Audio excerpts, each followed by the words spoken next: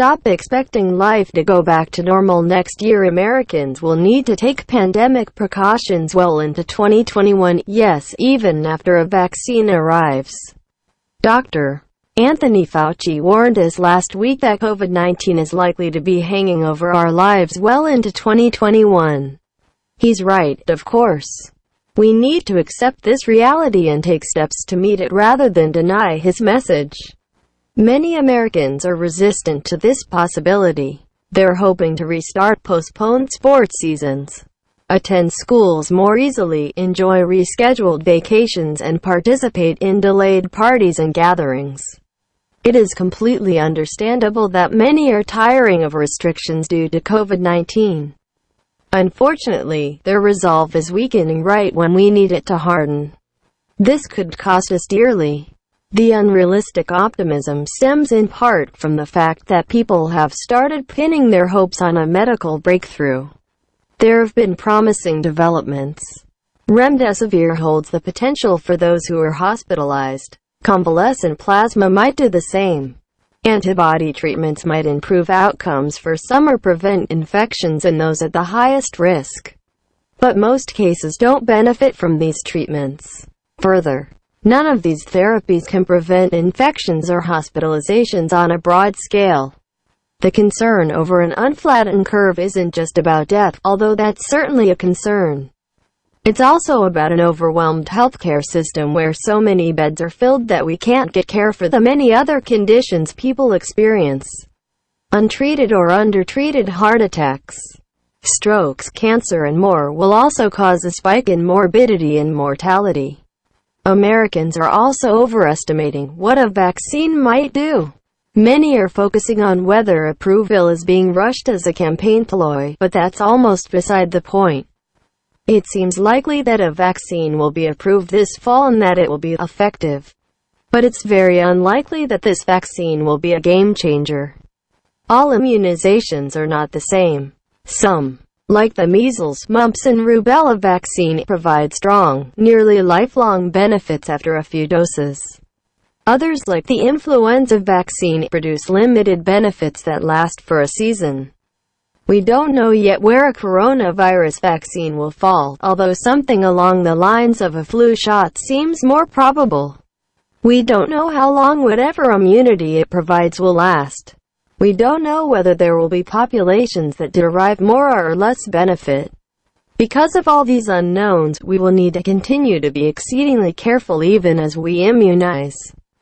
Until we see convincing evidence that a vaccine has a large population-level effect, we will still need to mask and distance and restrain ourselves.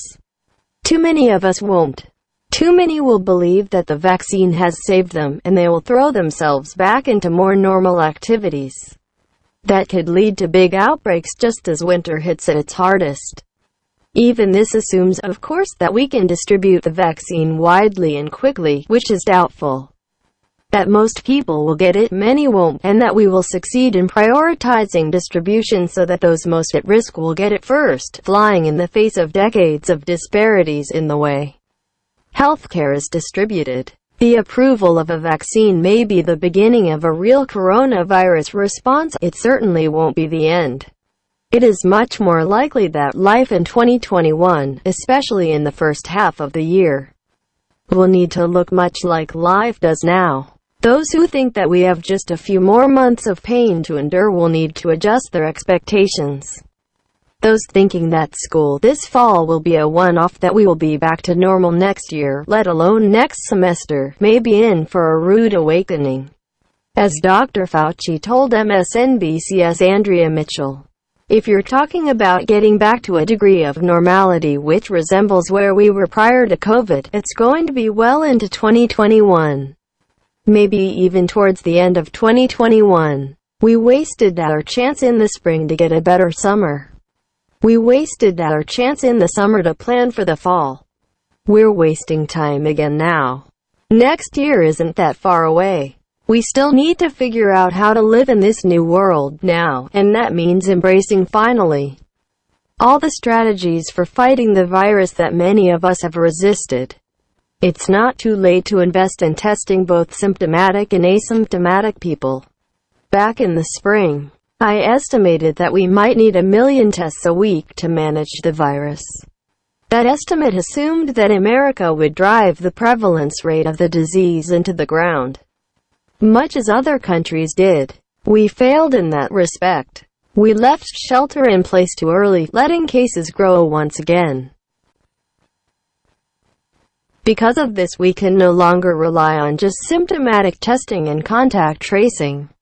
We need much more than 1 million tests a week. The only way to get there is through ubiquitous, cheap, fast tests that can be distributed widely to identify those at risk who don't even know it.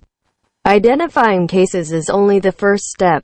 Those who are infected need to isolate, and their close contacts need to quarantine. Too many Americans cannot do so adequately because they need to work, or their housing is inadequate, or they need food and supplies delivered to them. We have failed to address these gaps. Those who need the most assistance are often those at the highest risk for getting and spreading the coronavirus and for having the worst outcomes. And our government has not provided for them. We need to normalize mask wearing. It's a tragedy that this has become politicized and that this simple, safe and effective measure is in dispute. It's about protecting others even more than ourselves.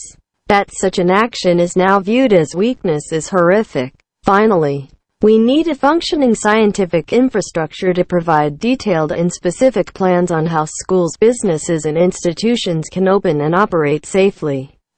We also need a functioning Congress to fund whatever it takes to put those plans into practice. That may cost a lot of money.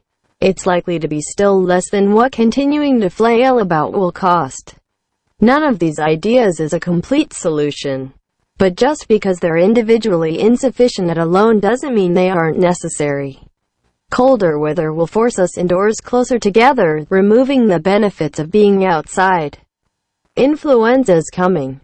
Those drawing comfort from the fact that many countries in the southern hemisphere had mild flu seasons need to recognize that those countries were also engaging in the behaviors that controlled the spread of the coronavirus. It's a mistake to assume that we will reap the same rewards without committing to the same sacrifices. Too many are relaxing because they think that salvation is just around the corner. That's possible, but certainly not probable. It would be better to prepare for a difficult 2021 and be surprised by its being easier than to assume things will be easier and find life is still hard. This is a marathon, not a sprint. Both, though, require running. The Times is committed to publishing a diversity of letters to the editor. We'd like to hear what you think about this or any of our articles. Here are some tips.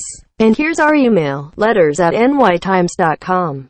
Follow the New York Times Opinion section on Facebook, Twitter @NYTopinion, and Instagram. Aaron E. Carroll is a contributing opinion writer for the New York Times. He is a professor of pediatrics at Indiana University School of Medicine and the Regent Strife Institute, who blogs on health research and policy at The Incidental Economist and makes videos at Healthcare Triage. He is the author of The Bad Food Bible, How and Why to Eat Sinfully. The New York Times Opinion by Aaron E. Carroll, September 15, 2020.